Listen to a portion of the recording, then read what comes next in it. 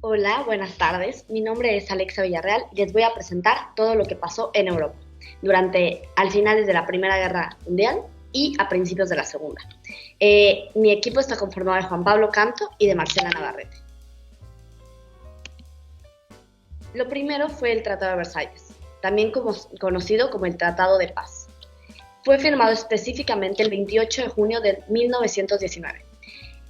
A Alemania se le obligó a firmar este tratado, ya que él tuvo una paz humillante. ¿Por qué decirlo así? Porque él fue el único culpable o el único que declararon culpable de todas las cosas que habían pasado anteriormente. Y el único que recibió sanciones graves. Todas estas sanciones empezaron a incumplirse desde 1933. Una de las sanciones que se le puso a Alemania fue que se disolviera el Estado Mayor del ejército alemán. También se suprimió el servicio militar obligatorio en Alemania, así como que pueda fabricar material de guerra, y toda su flota de guerra debió entregarse a todos los países vencedores, que eran los demás. Luego también tenemos a los países del eje. Los países del eje eran 3 y conformaban Alemania, Italia y Japón. Estos 3 países tenían por decirlo así, ideas parecidas. Querían intereses en común, expansión territorial, fundación de imperios mediante la conquista militar, entre otros. El presidente de Italia era Benito Mussolini, el de Japón era el emperador Hirohito y el de Alemania Adolfo Hitler. Luego también tenemos a los países aliados, que eran 4. Conforma la URSS, Estados Unidos, Gran Bretaña y Francia. En Francia, el presidente Charles de Gaulle es el que firmó. En Gran Bretaña, Winston Churchill, después de muchas negociaciones, él también accedió a pertenecer a los países aliados. Estados Unidos fue Franklin D. Roosevelt y en la URSS fue Joseph Stalin. El 1 de septiembre de 1939, Alemania, dirigido por Hitler, invade Polonia, y con esta acción oficialmente se inició a la Segunda Guerra Mundial, catalogada como la contienda más devastadora que la humanidad jamás ha conocido, con 100 millones de combatientes y 60 millones de muertos. La Alemania nazi poseía una superioridad militar abrumadora sobre Polonia. El asalto contra Polonia demostró la habilidad de Alemania para combinar su poderío aéreo y de artillería en un nuevo tipo de guerra móvil. La invasión de Polonia causó que Francia e Inglaterra le declararan la guerra a Alemania y así sucesivamente se empezaron a declarar guerra entre varios países de Europa. La invasión a Alemania-Polonia marcó el comienzo de una nueva etapa más radical en la persecución de los judíos.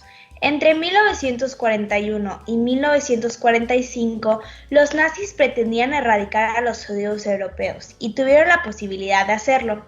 Hitler dejó entrever siempre, tanto en su libro Mi lucha como en sus discursos, que odiaba a los judíos y que no existía lugar para ellos en Alemania.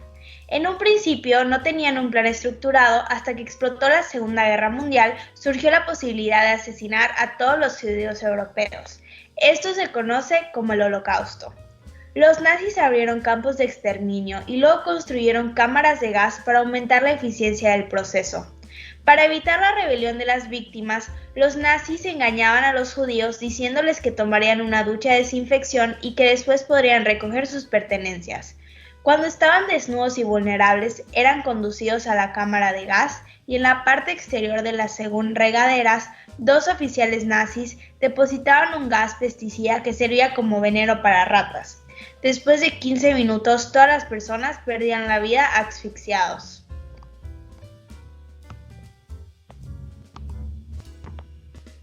Los embargos a las importaciones de petróleo japonesas decretados por el presidente estadounidense Franklin D. Roosevelt como respuesta a las agresiones japonesas en China causaron que Japón lanzara un ataque preventivo a Pearl Harbor, Hawái, Estados Unidos, el 7 de diciembre de 1941, el cual conmocionó a los estadounidenses y llevó a la nación a entrar a la Segunda Guerra Mundial. Descrito posteriormente como una vivirá la infamia, gran parte de la flota naval estadounidense resultó dañada o destruida y murieron unos 2.400 estadounidenses.